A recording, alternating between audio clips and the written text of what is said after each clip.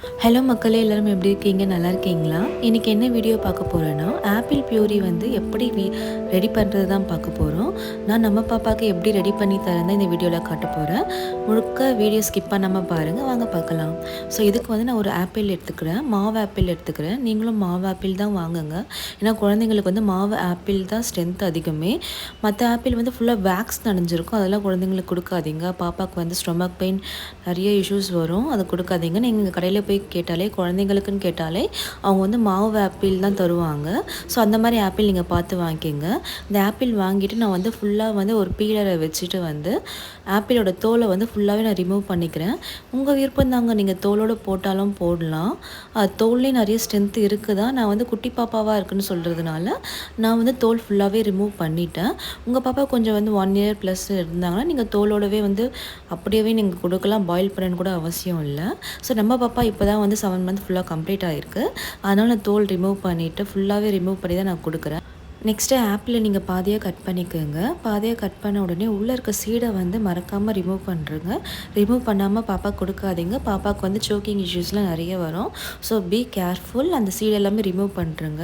Remove பண்ணிவிட்டு நான் cut பண்ணுற பாருங்களேன், குட்டி குட்டி பீஸாக கட் பண்ணுங்கள். நான் எப்படி வந்து ஆப்பிள் இப்போ பாயில் பண்ண போகிறேன்னா, நான் வந்து தண்ணியில் போட்டு தான் பாயில் பண்ணுவேன். சில பேர் வந்து நிறைய பேர் வந்து டபுள் பாயிலிங்கும் பண்ணலாம், அதுவும் ஹெல்த்து தான்.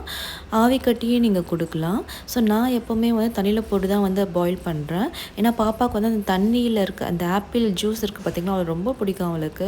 நான் என் பெரிய பொண்ணுக்கும் நான் அப்படி தான் கொடுத்தேன். இந்த ஆப்பிள் தண்ணியும் நான் வேஸ்ட் பண்ண மாட்டேன். உங்கள் விருப்பம் தான், நீங்கள் ஆவி கட்டுறதுனால ஆவி கட்டிக்கலாம், இல்லைன்னா தண்ணியில் போட்டு நீங்கள் பாயில் பண்ணுறதுனாலும் நீங்கள் பாயில் பண்ணிக்கலாம். ஸோ நான் இப்போ ஒரு பாத்திரம் எடுத்துகிட்டு அந்த பாத்திரத்தில் வந்து நான் ஆப்பிள் குட்டி குட்டியாக கட் பண்ண ஆப்பிளை வந்து எல்லாத்தையும் போட்டுட்டேன். இப்போ வந்து ஒரு கிளாஸ் அந்த ஆப்பிளுக்கு தேவையான தண்ணி உங்களுக்கு பார்த்தாவே தெரியும். ரொம்ப தண்ணி ஊற்றிடாதீங்க, திட்டமாக ஊற்றுங்க. ரொம்ப தண்ணி ஊற்றிங்கன்னா அந்த அவ்வளோ ஆப்பிள் உள்ள இருக்க ஜூஸ் எல்லாமே அவ்வளோ வராது, அந்த தண்ணியும் டேஸ்ட்டாக இருக்காது பாப்பாவுக்கு கொடுக்கும்போது. ஸோ வந்து இந்த மாதிரி கரெக்டாக பாருங்கள், ஆப்பிள் நிரம்புற வரைக்கும் மட்டும் தண்ணி ஊற்றிக்குங்க, அதுவே போதுமானது தான். ஸோ நம்ம ஸ்டவ்வை ஆன் பண்ணிக்கோங்க.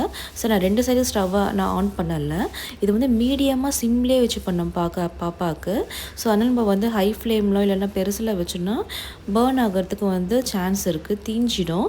ஸோ வந்து அதனால் வந்து நான் வந்து சிம்லேயே வச்சுக்கிறேன். குட்டி ஸ்டவ்லேயே வந்து சிம்மில் வச்சுட்டு ஒரு லிட்டை போட்டு க்ளோஸ் பண்ணிடுறேன்.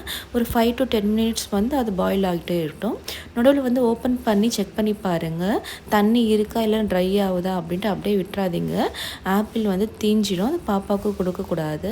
நெக்ஸ்ட்டு வந்து உங்களுக்கு எப்படி செக் பண்ணுறதுன்னு தெரிலனா, ஒரு நைஃபை வச்சு நீங்கள் ஆப்பிள் கட் பண்ணோம்ல, நம்ம அதே நைஃபை வச்சோட நீங்கள் செக் பண்ணலாம். இது மாதிரி வந்துருச்சுன்னா பாருங்கள், உங்களுக்கு எடுக்கும்போது தெரியும் அவ்வளோ சாஃப்டாக மேலே வரும். அப்படின்னா வந்து இது வந்து குக் ஆகிடுச்சின்னு தான் அர்த்தம். இது நல்லா வந்து காற்றுல ஆற விடுங்க. சூடு சுத்தமாகவே இருக்கக்கூடாது. சூடு எல்லாமே ஆற விட்டு தான் வந்து நீங்கள் மிக்சியில் பிளெண்ட் பண்ணணும். நான் இன்றைக்கி பிளெண்ட் தான் பண்ண போகிறேன். ஸோ கொஞ்சம் பெரிய பாப்பாவாக நீங்கள் கையிலேயே ஸ்மாஷ் பண்ணி கூட கொடுக்கலாம். நான் ஸ்மாஷ் பண்ணல, நான் வந்து பிளெண்ட் பண்ணிக்கிறேன். ஸோ இங்கே பாருங்கள், ஆப்பிள் தண்ணி இருக்குது பார்த்தீங்களா, அந்த தண்ணி வந்து நான் கீழெல்லாம் ஊற்ற மாட்டேன். பாப்பாவுக்கு தான் அந்த ஆப்பிள் தண்ணியை கொடுப்பேன். ஸோ நான் ஒரு கிளாஸில் ஊற்றி வச்சுக்கிறேன். நல்லா வந்து சூடு ஆறுனதுக்கப்புறம் தான் நீங்கள் பிளெண்ட் பண்ணணும். ஏன்னா நீங்கள் சூடோட பிளெண்ட் பண்ணிங்கன்னா அதில் இருக்க சத்து எல்லாமே போயிடும். ஆற விட்டுருங்க. ஆற விட்டதுக்கப்புறம் நான் எப்படி பிளெண்ட் பண்ணுறேன்னு பாருங்கள். ஃபஸ்ட்டு வந்து நான் பல்ஸில் வைக்கல, 1ல் வச்சுட்டு டக்குன்னு நான் ஆஃப் பண்ணிவிடுவேன். நெக்ஸ்ட்டு வந்து செகண்ட் வந்து ரெண்டாவது வந்து கொஞ்சம் ஸ்பீட் கொண்டு போவேன், அதோட ஆஃப் பண்ணிடுவேன். நெக்ஸ்ட்டு வந்து தேர்டு வந்து ஒரு 30 செகண்ட்ஸ் தான் வச்சுருப்பேன். அதுக்குள்ளே வந்து நல்லாவே பிளெண்ட் ஆகிடும். அதுக்கப்புறம் ஆஃப் பண்ணிவிட்டு ரிமூவ் பண்ணி பார்த்தீங்கன்னா நல்ல கன்சிஸ்டன்சி இருக்கும் உங்களுக்கு. ரொம்ப வந்து தண்ணியாகவும் இருக்காது, கட்டியாகவும் இருக்காது. நான் காமிக்கிறேன் பாருங்கள் எப்படி ரெடியாக இருக்குது பாருங்கள். கொஞ்சம் திப்பியாகவும் இருக்காது. நான் சொல்கிற மாதிரி அரைச்சிங்கன்னா ஃபுல்லாகவே வந்து ஆப்பிள் வந்து நல்லாவே ஸ்மாஷ் ஆகிடும். இதை வந்து ஒரு பவுலில் வந்து ட்ரான்ஸ்ஃபர் பண்ணிக்கோங்க. ட்ரான்ஸ்ஃபர் பண்ணதுக்கப்புறம் ஒரு ஸ்பூனை வச்சு கலரி பாருங்கள், எங்கேயாச்சும் திப்பாக இருக்கா அப்படின்ட்டு. அப்படி இருந்ததுன்னா நீங்கள் எடுத்துடுங்க. பாப்பாவுக்கு வந்து அது கொடுக்காதீங்க. கொடுத்தீங்கன்னா நான் சொன்ன மாதிரி சோக்கிங் இஷ்யூஸ் தான் வரும். இப்போ பாருங்கள் என்ன கன்சிஸ்டன்சிலே இருக்குது பாருங்கள். இது வந்து ரொம்ப தண்ணியாகவும் இல்லை, ரொம்ப திக்காகவும் இல்லை, மீடியம் கன்சிஸ்டன்சி. இந்த கன்சிஸ்டன்சி தான் பாப்பாவுக்கு கொடுக்கணும். ஸோ இந்த மாதிரி கன்சிஸ்டன்சி வர வரைக்கும் நீங்களும் வீட்டில் ட்ரை பண்ணி பாருங்கள். நெக்ஸ்ட்டு வந்து நான் ஆப்பிள் தண்ணி நான் வச்சுருந்தாலும் அதுவும் வேஸ்ட் பண்ணலை. நான் இது ரெண்டுமே தான் வந்து பாப்பாவுக்கு கொடுக்க போகிறேன். இந்த பாருங்கள், பக்கத்துலேயே ஆப்பிள் தண்ணியும் வச்சுருக்கேன். 2 தான் கொடுக்க போகிறேன். வாங்க பாப்பாவுக்கு எப்படி கொடுக்குறேன்னு பாருங்கள். பாப்பா வந்து எப்போவுமே உட்காஞ்ச பொசிஷனில் கொடுங்க. நீங்கள் வந்து படுத்துட்டு கொடுக்காதீங்க, அந்த மாதிரி பழக்கப்படுத்தாதீங்க. பாப்பாவுக்கு புறையறதுக்கு நிறைய சான்ஸ் இருக்குது. சரி, உட்கார வச்சு கொடுங்க. பாப்பா பாருங்கள் எவ்வளோ விரும்பி சாப்பிட்றாங்க. இது மாதிரி நீங்களும் செஞ்சு பாருங்கள். உங்கள் வீட்டு குழந்தைங்களும் ரொம்ப ஹாப்பியாகவே சாப்பிடுவாங்க, வேஸ்ட் பண்ண மாட்டாங்க. எங்கள் பாப்பாவும் இப்போ ஹாப்பியாக சாப்பிட்ருக்கா. இந்த வீடியோ உங்களுக்கு பிடிச்சிருந்ததுன்னா மறக்காமல் லைக் பண்ணுங்கள், ஷேர் பண்ணுங்கள், கமெண்ட் பண்ணுங்கள், சப்ஸ்கிரைப் பண்ணுங்கள். Thank you all.